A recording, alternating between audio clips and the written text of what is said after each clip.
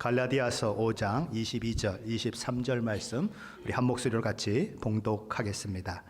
오직 성령의 열매는 사랑과 희락과 화평과 오래 참음과 자비와 양성과 충성과 온유와 절제니 이 같은 것을 금지할 법이 없느니라. 아멘. 우리는 지금 성령의 열매 중에서 9가지 열매를 하나하나 살펴가는 중에 있습니다. 오늘은 9개 덕목 중에서 7번째 덕목인 충성이라고 하는 덕목입니다. 남자들이 모이면 가장 많이 하는 이야기가 뭔지 아십니까? 군대 이야기입니다. 여자들이 가장 싫어하는 이야기가 뭔지 아십니까? 남자들이 모이면 군대 이야기하는 겁니다.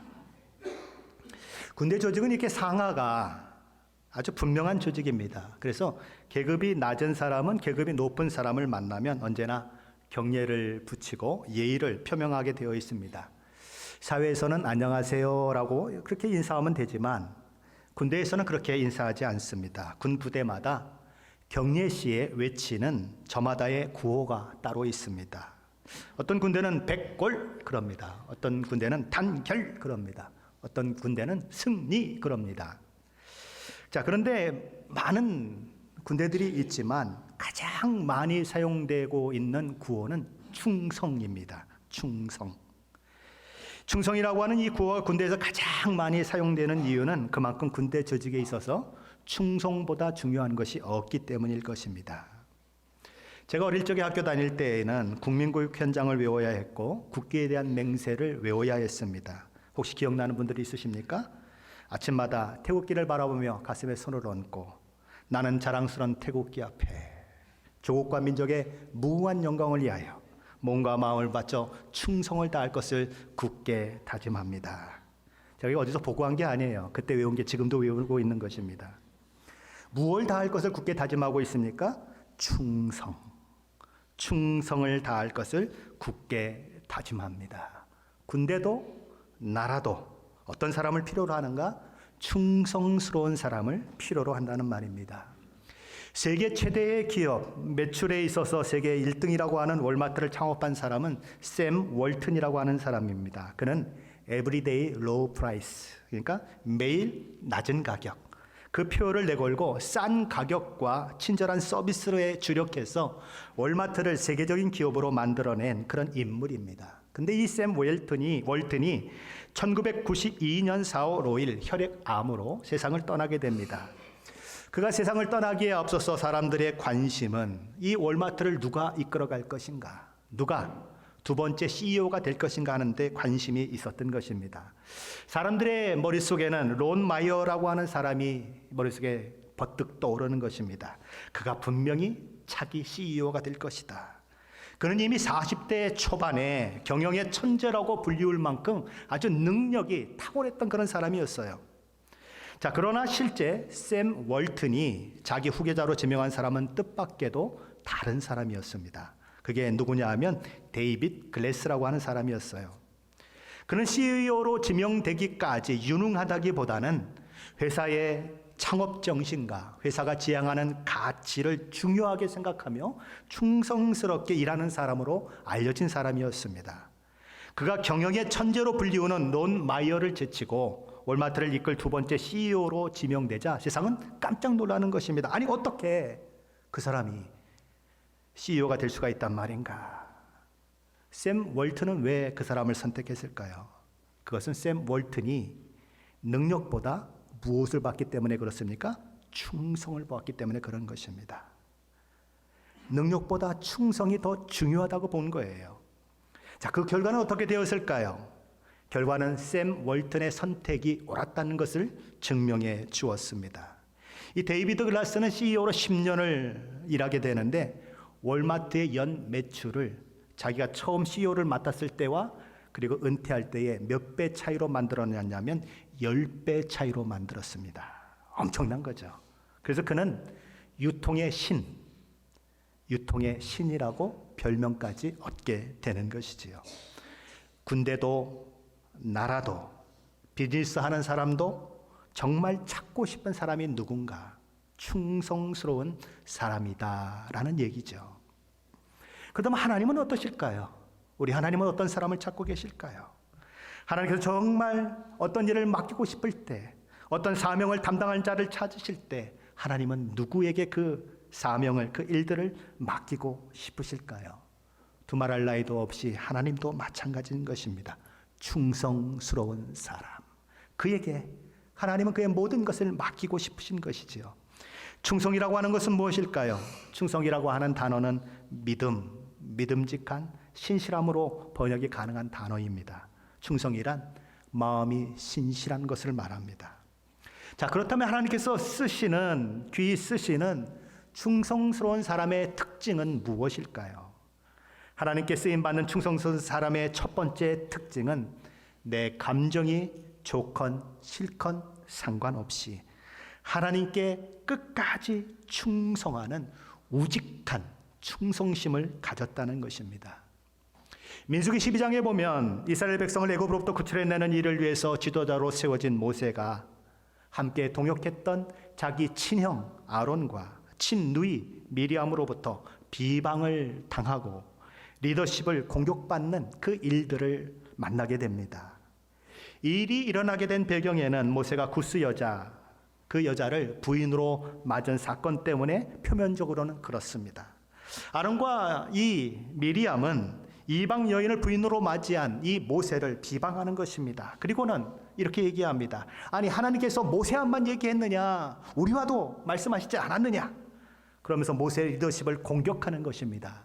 그러나 그들이 이방 여인을 부인으로 맞이했다고 모세를 비방하는 것은 정당한 비방이 아니에요. 왜냐하면 하나님께서는 가나안 7 족속 그들의 딸들과 결혼하는 것을 금지시키기는 하셨지만 그렇다고 해서 모든 이방인과 결혼을 해서는 안 된다고 금지시키신 적이 없기 때문에 그렇습니다. 한번 요셉을 보십시오. 요셉은 애굽의 총리가 되었습니다. 총리가 된 이후에 애굽의 제사장인 보디베라의 딸 아스날과 결혼을 했습니다. 그럼 애굽의 제사장은 어떤 사람일까요? 애굽의 제사장은 하나님을 섬기고 레위인과 같은 사람일까요? 아니에요. 이방 제사장이에요. 하나님 외에 다른 신을 섬기는데 그렇게 사용된 제사장이에요. 그런데 그 사람의 딸이 누구의 부인이 됩니까? 요셉의 부인이 되는 것입니다. 그런데 성경 어디를 봐도 요셉을 비난하는 사람은 아무도 없습니다. 하나님도 요셉이 잘못했다고 이야기하지 않아요. 결과는 뭡니까?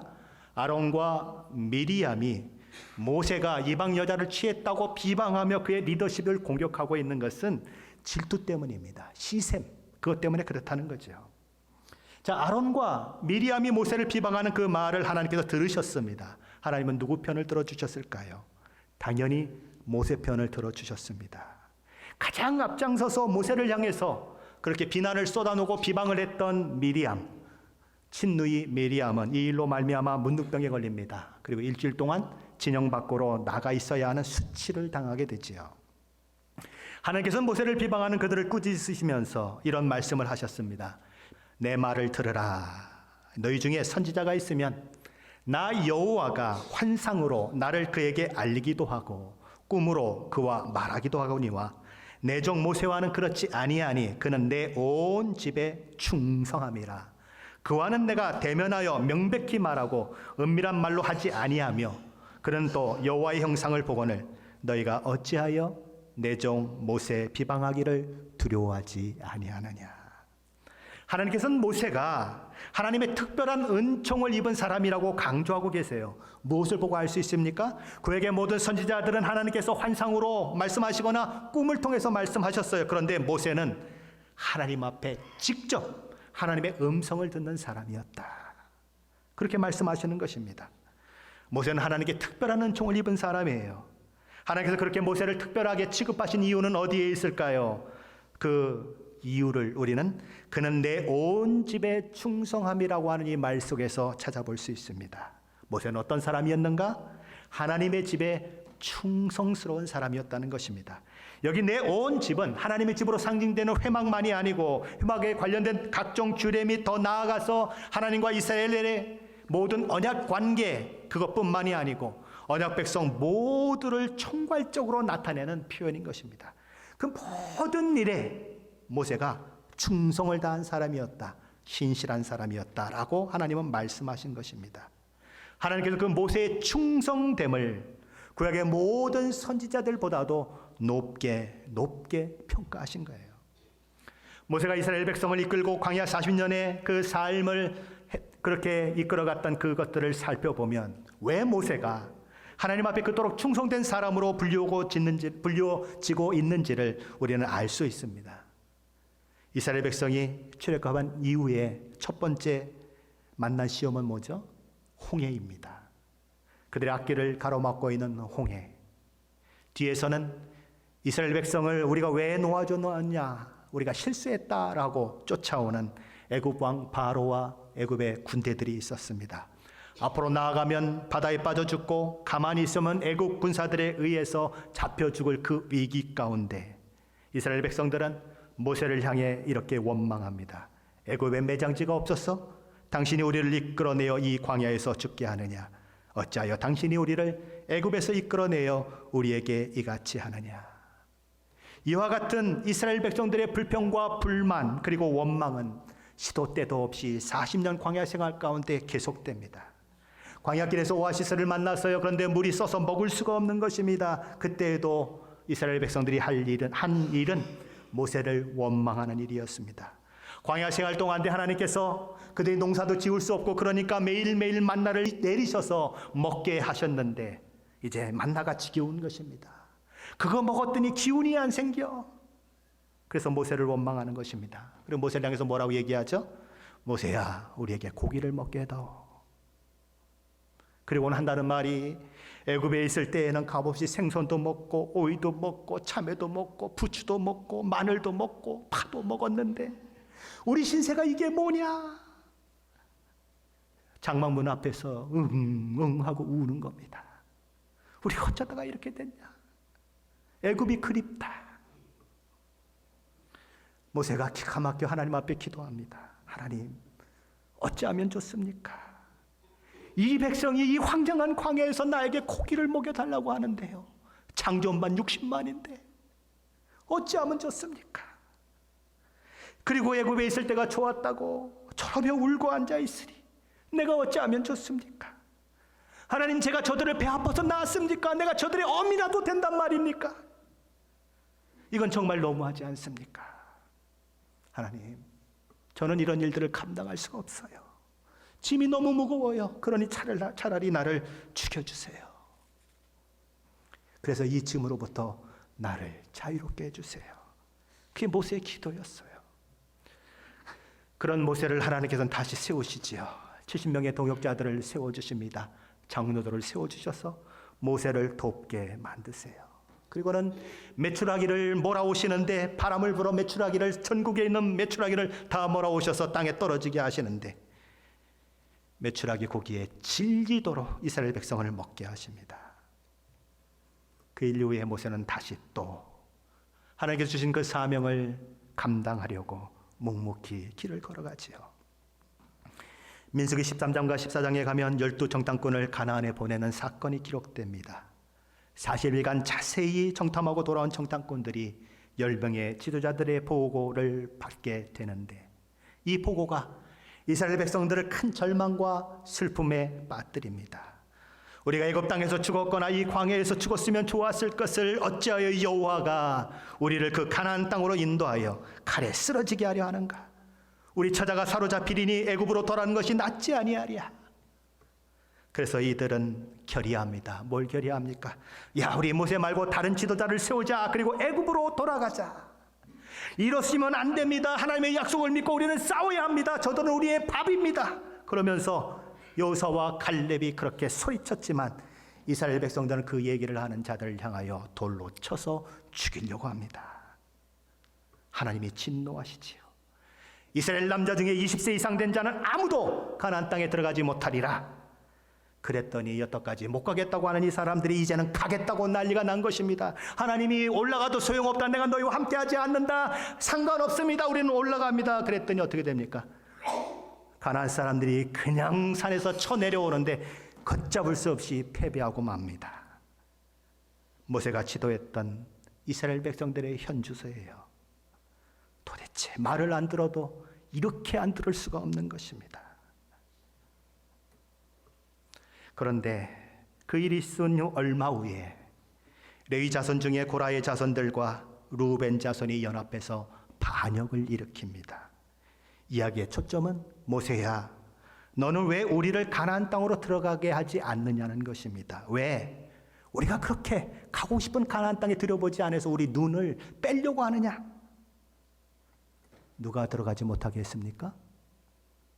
자기들이. 가나안 땅에 들어가면 다 죽는다고 불신앙을 고집하다가 들어가지 못하게 됐는데, 그 모든 이유를 누구에게 뒤집어 씌웁니까? 모세에게 뒤집어 씌워요. 이 일로 고라 자손과 루벤 자손들이 지진에 나게 되고 땅이 갈라짐으로 인해서 죽는 일들이 발생하게 됩니다. 사람이 많이 죽었죠. 그러자 이스라엘 백성들이 모세와 아론에게 소리칩니다. 뭐라고 소리쳤을까요? 너희는 여호와의 백성을 죽인 살인자다. 너는 살인자야! 라고 얘기하는 겁니다. 갈수록 이스라엘의 백성들의 형태가 가관이에요. 이 일로 하나님께서는 전염병을 발생하게 하시죠. 그 전염병으로 또 수많은 많은 사람들이 죽습니다.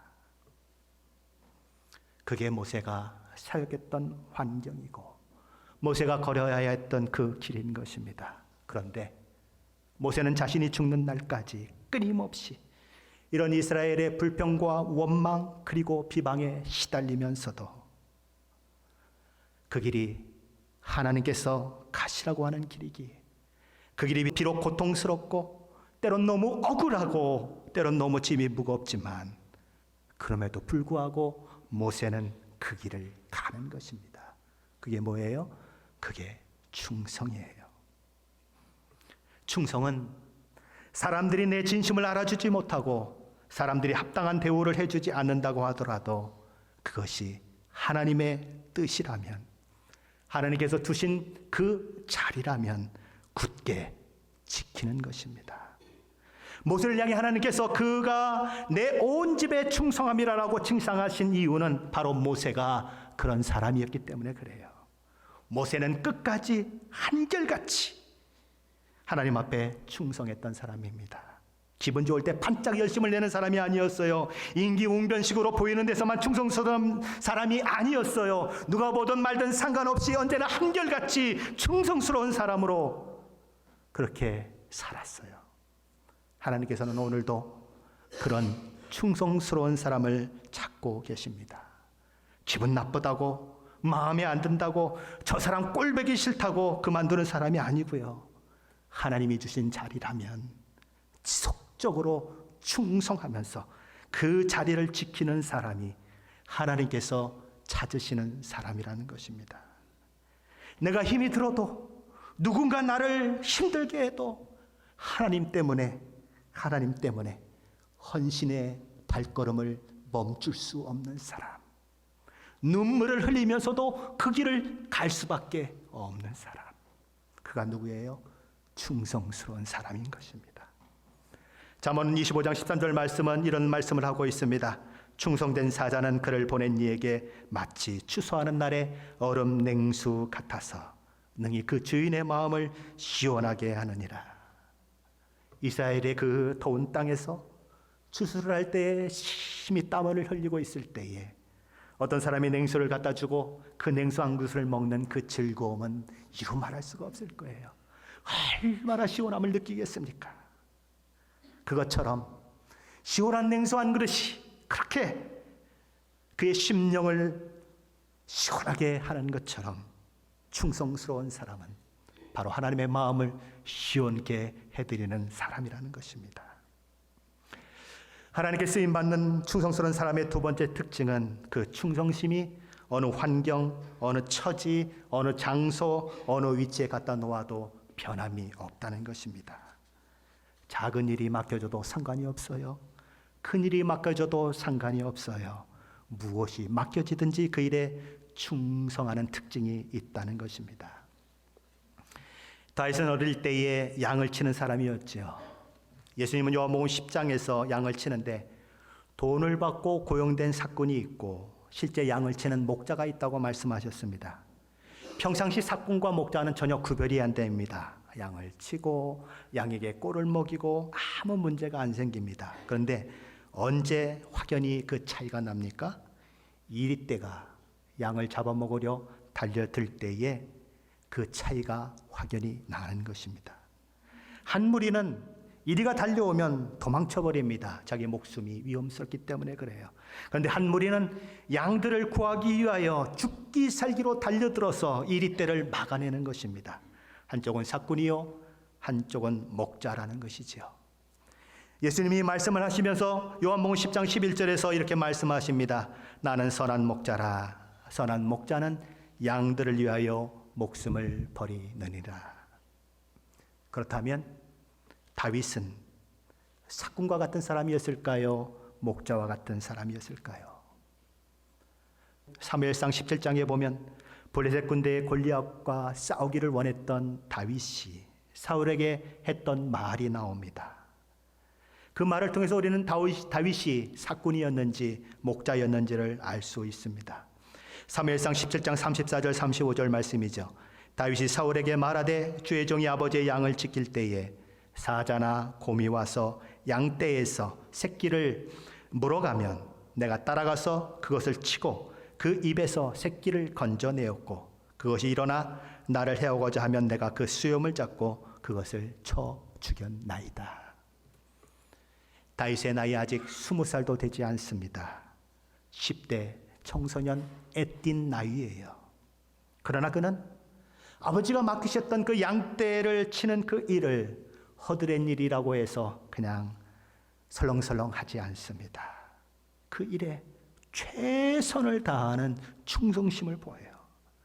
그런 다윗 때문에 사자와 곰들은 배를 채울 수가 없습니다. 양들을 공격하는데 번번이 실패해요. 살금살금 가는데 갑자기 물맷돌 하나가 날라와서 머리를 치는데 그냥 자빠져 버리는 일들이 일어나는 거죠. 사자와 곰이 맥을 못 쳐요.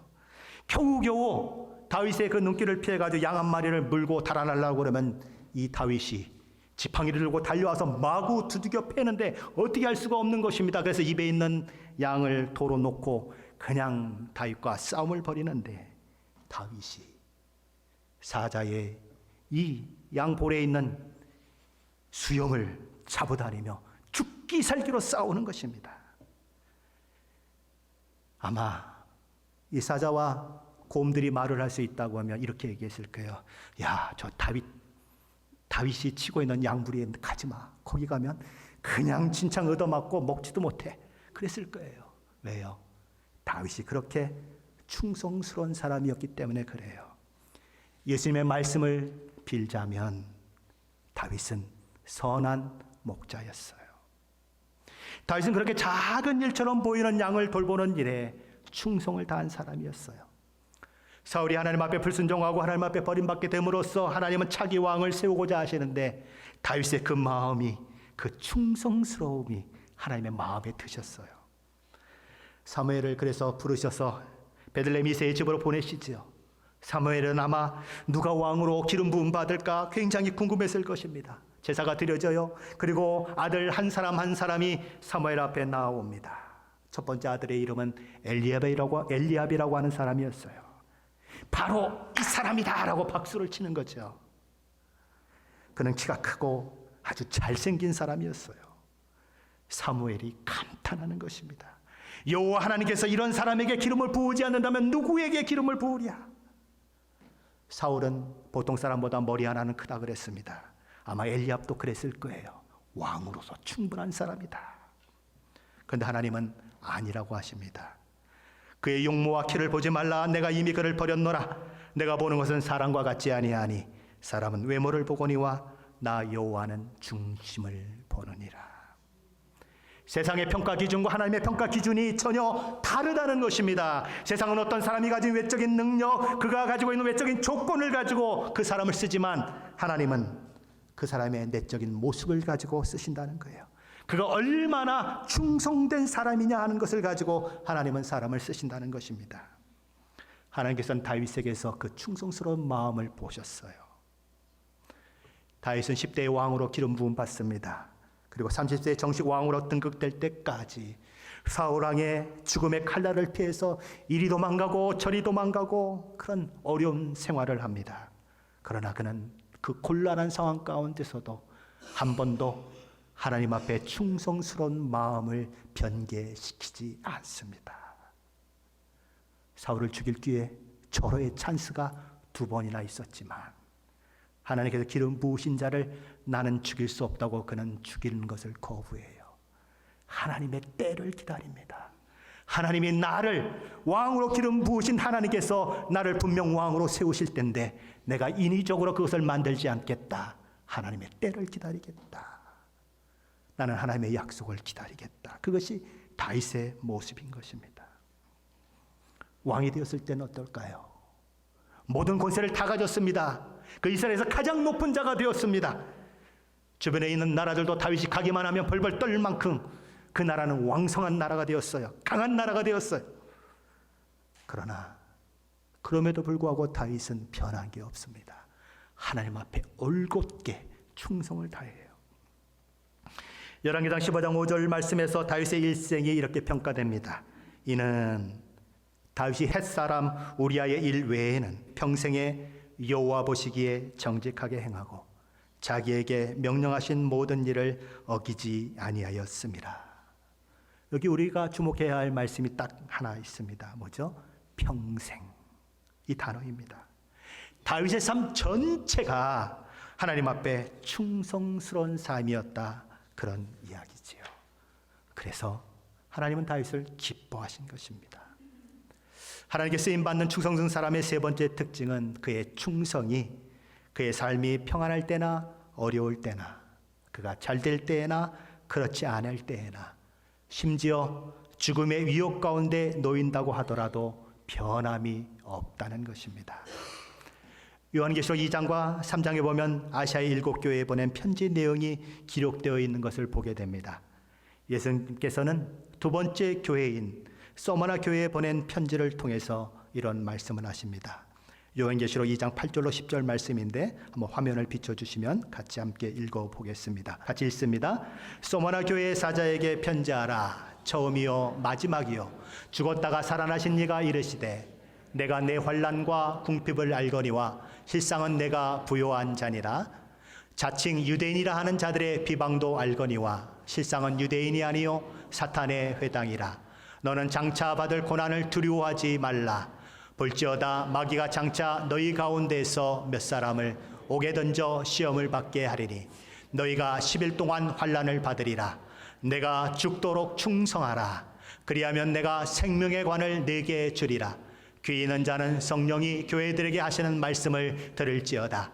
이기는 자는 둘째 사망의 해를 받지 아니하리라.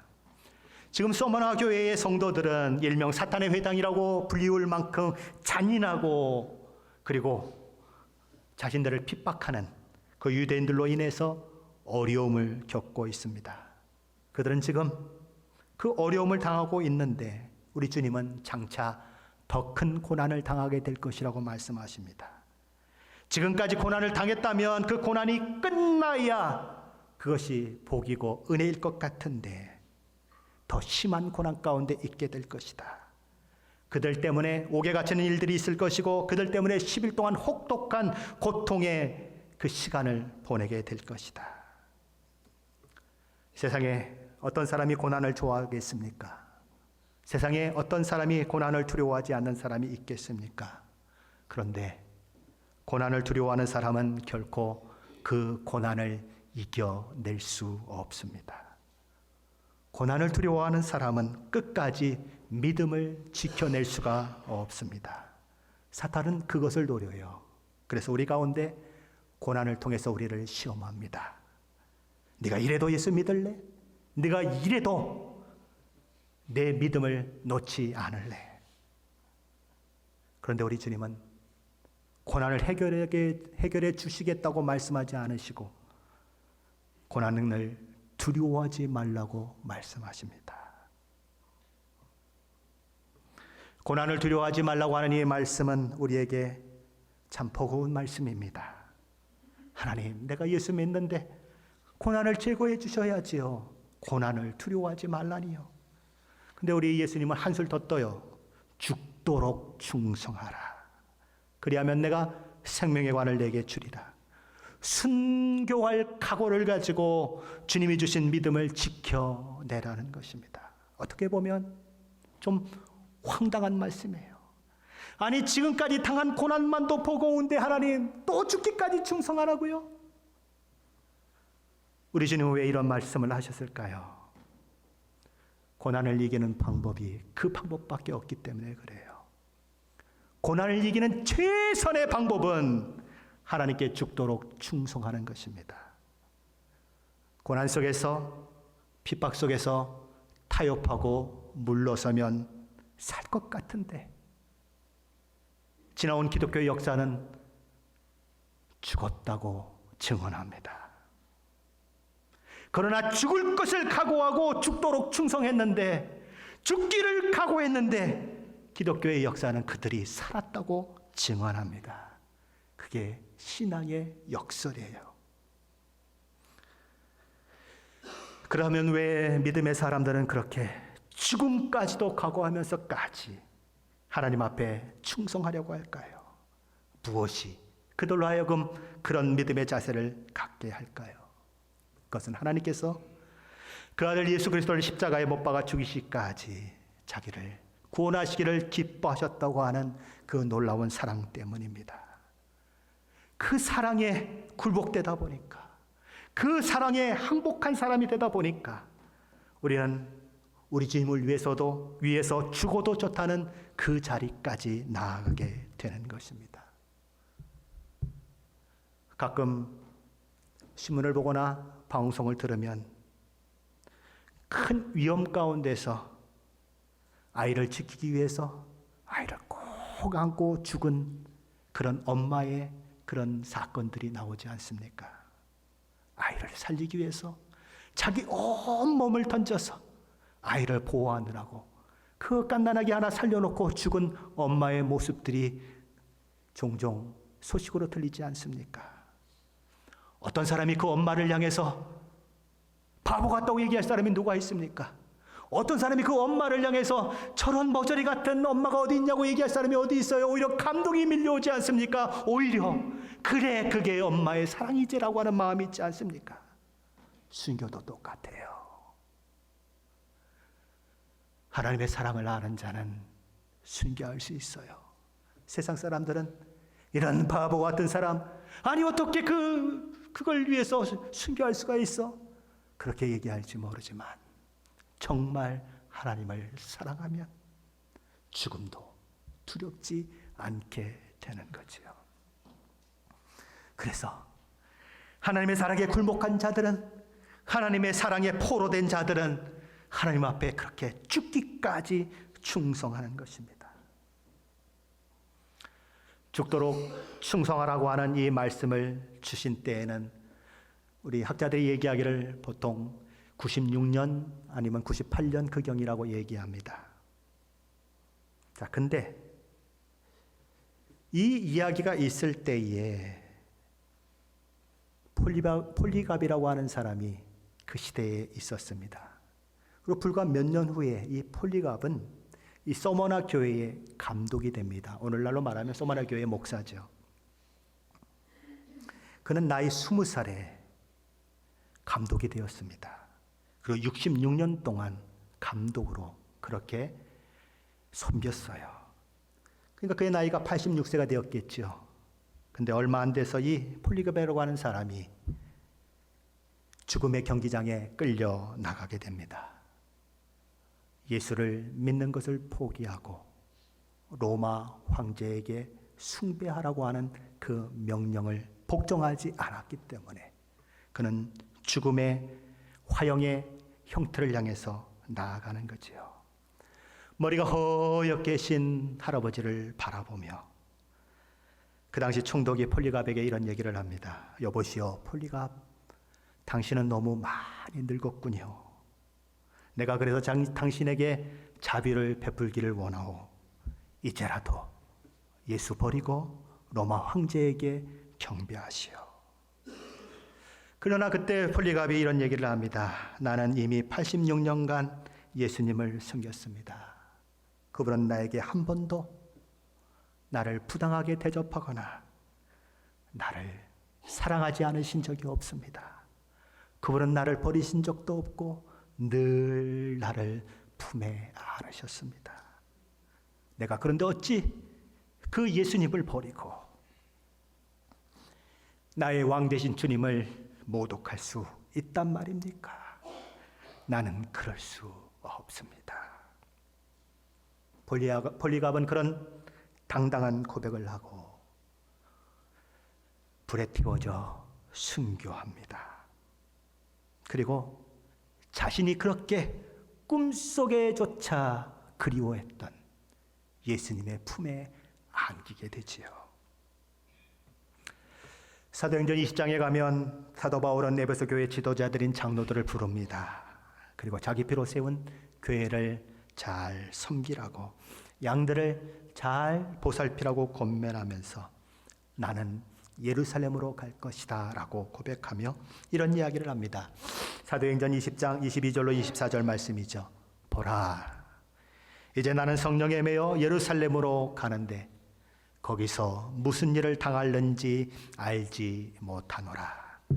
오직 성령이 각 성에서 내게 증언하여 결박과 환난이 나를 기다린다 하시나 내가 달려갈 길과 주 예수께 받은 사명 곧 하나님의 은혜의 복음을 증언하는 일을 마치려 하면은 나의 생명조차 조금도 귀한 것으로 여기지 아니하노라. 그는 예수님께 입은 은혜 때문에 죽음의 위협조차 뛰어넘고 있습니다. 하나님께 입은 사랑이 얼마나 컸던지 내가 어찌 하나님을 위하여 내 생명인들 아낄 수 있겠습니까? 많은 선지자들이 예루살렘에 가면 고난이 있고 결박을 당하고 어려움을 당할 것이라고 얘기하지만 나는 그래도 가겠습니다. 내게 주신 사명을 감당하기 위하여, 복음을 증거하기 위하여 나는 내 생명조차 조금도 귀하게 여기지 아니하고 나는 가겠습니다. 그게 사도 바울의 고백인 것입니다. 하나님의 사랑의 포로가 된 사람들은 언제나 그렇게 죽음도 막지 못하는 충성심으로 하나님을 섬겼습니다. 사도 바울은 영적인 아들인 디모데에게 편지를 보내면서 디모데후서 2장 3절에서 이렇게 말씀을 합니다. 너는 그리스도 예수의 좋은 병사로 나와 함께 고난을 받으라. 4절에서는 이런 말을 덧붙입니다. 병사로 복무하는 자는 자기 생활에 얽매이는 자가 하나도 없나니 이는 병사로 모집한 자를 기쁘게 하려 함이라. 하나님께서는 어떤 사람을 찾으실까요? 하나님께서 찾으시는 사람은 군인과 같이 하나님께 충성을 다하는 사람입니다. 하나님께서 이제 되었다, 그럴 때까지 주유 그냥 계속해서 지속해서 그렇게 사명을 향해서 달려가는 사람. 작은 일이 무슨 상관이 있습니까? 큰 일이 무슨 상관이 있습니까? 하나님이 내게 주신 사명이라면 그 일을 감당해 내는 사람. 기쁠 때는 헤헤거리고 달려들었다가 슬프면 확 던져버리는 사람이 아니고 기쁠 때나 슬플 때나 살아있든지 죽음의 위협이 있든지 상관없이 충성스러운 사람을 하나님은 오늘 찾고 계십니다. 이 시대는 충성스러운 사람을 만나기가 어려운 시대예요. 그냥 겉에서 잘 보이려고 하는 사람들이 너무 많은 세상 가운데 있습니다. 사람에겐 통할 수 있어도 하나님께는 통하지 않아요. 하나님은 정말 마음이 충성된 사람을 찾고 있어요. 양을 칠 때에도, 곤란 가운데 있을 때에도, 왕이 되었을 때에도 늘 충성스러웠던 다윗처럼. 모세가 그렇게 자기를 원망하고 시비하고 욕을 하고 달려들고 심지어 너는 살인마다 하고 그렇게 이야기하는 그 상황 속에서도 꿋꿋이 충성했던 것처럼 하나님은 그런 충성된 사람을 오늘도 찾고 계십니다. 저와 여러분이 오늘 가야 할 이 길에서 저와 여러분이 가진 충성심이 어떤 충성심인가? 무엇 때문에 충성하고 있는가? 누구 때문에 충성하고 있는가? 한번 살펴보십시오. 무엇 때문에 나는 이 충성에서 빠져나가려고 하고 무엇 때문에 나는 이 충성에서 그만두려고 하는가? 하나님이 이제 됐다고 말씀하셨기 때문인가? 내 승질 때문인가? 한번 살펴보십시오. 그러면 저와 여러분이 얼마나 충성스러운 사람인지 저와 여러분도 알게 될 것입니다.